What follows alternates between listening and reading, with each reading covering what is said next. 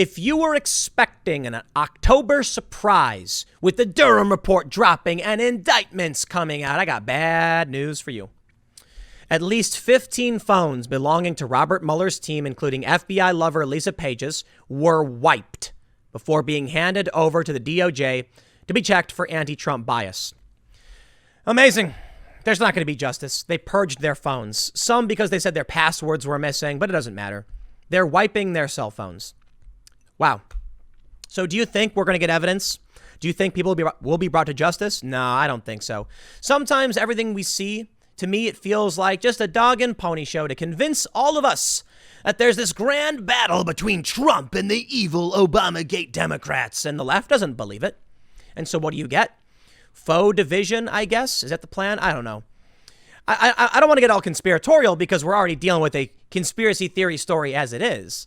But there was no justice in the Mueller investigation for what the left thought was going to be justice. No, actually, I take that back.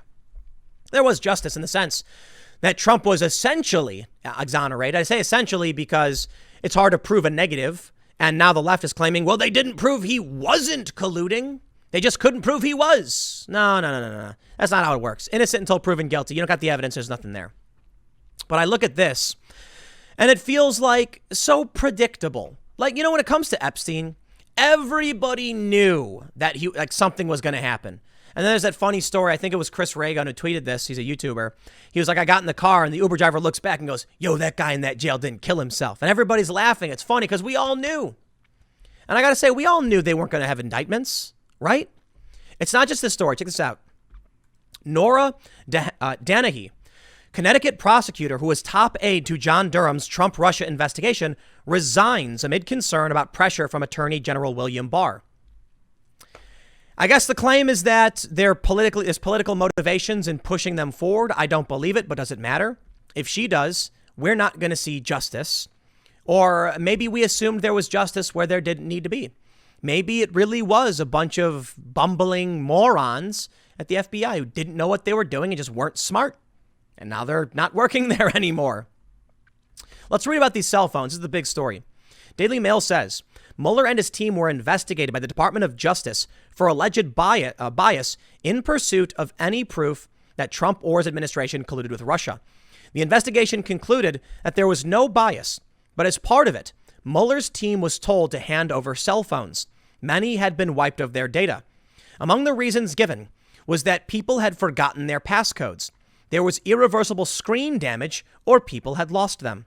Andrew Weissman, Mueller's deputy, accidentally wiped his phone on 2 occasions after entering the wrong passcode too many times in March 2018, and lawyer James Quarles' phone wiped itself without his intervention.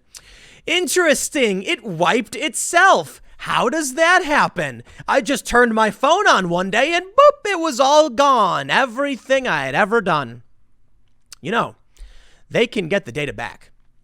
This is why I don't trust that there will be real justice.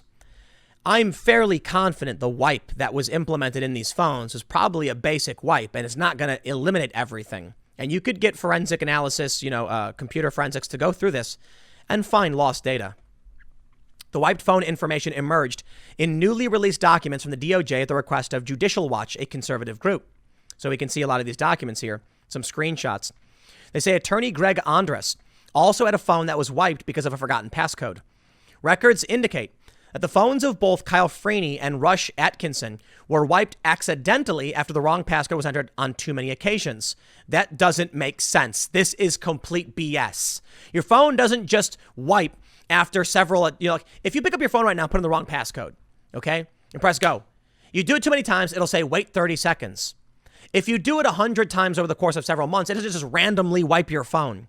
This sounds like BS.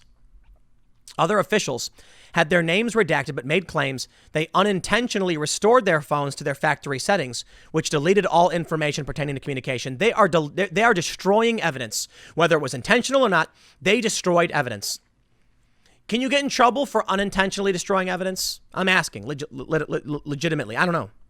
I'm assuming yes. But what are they going to do? What would have been a very serious treason charge or conspiracy charge now becomes a tampering with evidence charge. And then they can rule there was no intent and it was a mistake. And what do you do? How do you prove it? One redacted person's phone was in airplane mode, no passcode provided, data unable to be recovered, so it had to be wiped. The OIG opened the investigation into possible bias in the origins of the Russia investigation, determining that while there was significant concerns with how the investigation was conducted, the FBI did compile with policies when they launched the probe. Comply. And I got a copy editor, guys. I'm like, what are you talking about? The report found that there was no intentional misconduct or political bias surrounding the probe's launch. However, I believe Bill Barr disagreed. They say, it did find, however, the FBI took part in a number of errors when in the application process. This included at least 17 significant inaccuracies and omissions in the page applications. Attorney General Bill Barr has publicly disagreed with Inspector General Michael Horowitz's findings. Prior to the 2016 presidential election, Page had exchanged anti-Trump texts with the ex-FBI head of counterintelligence, Peter Strzok, during an extramarital affair. The texts were seized upon by Trump as evidence of alleged political bias. Yeah. If a dude says we're going to stop Trump and we have a backup plan, I mean, what else is it? Trump has long decried Mueller's investigation into him as a baseless witch hunt designed specifically to take him down. Yeah. Well, now we have this. Federal prosecutor Nora Danahy, a top aide to U.S. Attorney John Durham in his Russia investigation, has quietly resigned from the U.S. Justice Department probe, at least partly out of concern that the investigation team is being pressed for political reasons to produce a report before its work is done. Danahy, a highly regarded prosecutor who has worked with or for Durham for decades, informed colleagues in the U.S. Attorney's Office in New Haven of her resignation from the Department of Justice by email Thursday evening.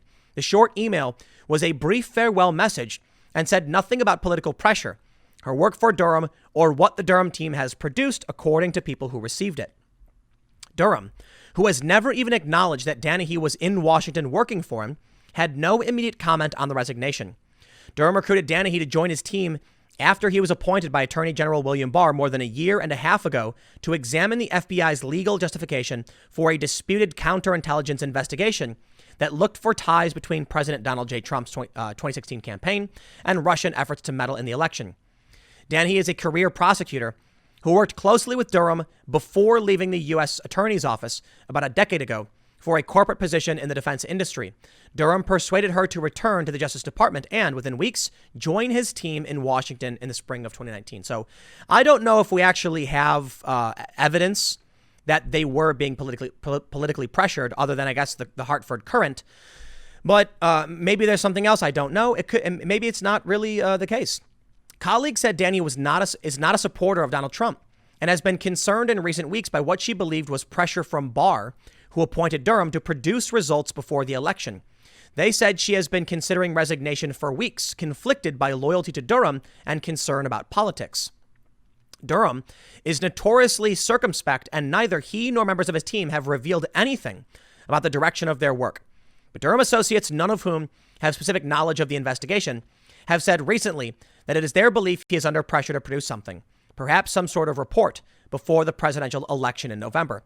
The thinking of the associates, all Durham allies, is that the Russia investigation group will be disbanded and its work lost if Trump loses. Danahy was told to expect an assignment from 6 months to a year. When she agreed to join Durham's team in Washington, colleagues said. The work has taken far longer than expected, in part because of complications caused by the coronavirus pandemic. In the meantime, team members, some of whom are current or former federal investigators or prosecutors with homes in Connecticut, have been working long hours in Washington under pressure to produce results, associates said. There is pressure. There's pressure from regular people.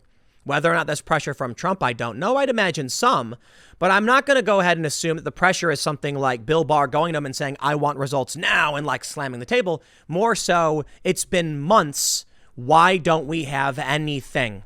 We had one guy, a lawyer, altered evidence, altered an email. So we know there's some impropriety. Is it a grand conspiracy? No. But we do know people have done things that are wrong. Now, here's what we need to consider in this. There may not be justice as you expect because we're dealing with what's called a standalone complex, meaning many different people took similar action at the same time, creating the perception of a conspiracy when in fact they all just did what they wanted to do. They all hated Trump and they were all biased and Trump deranged. Imagine somebody with Trump derangement syndrome working for the FBI. They're going to be like, Trump is worse than Hitler. And they're going to be thinking all these crazy things. They're going to see a Q-tip on the ground and they're going to be like, that's Trump's Q-tip. Ah. And so they're going to go nuts. So yes, maybe they're that insane. I can't believe that after we saw the texts from Strzok and Page where they're like, we're going to do something about it and whatever, that nothing came of it. That to me is just astounding. So I'm not confident, man. Maybe I am just tired today because I am. And, just a little, I don't know. Maybe something will come of this. And I think, let me put it this way. I actually think we'll get something before the election. I really do. Because it is true.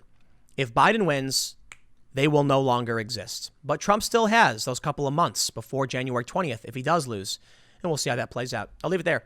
Next segment will be tomorrow at 10 a.m. Thanks for hanging out, and I will see you all next time.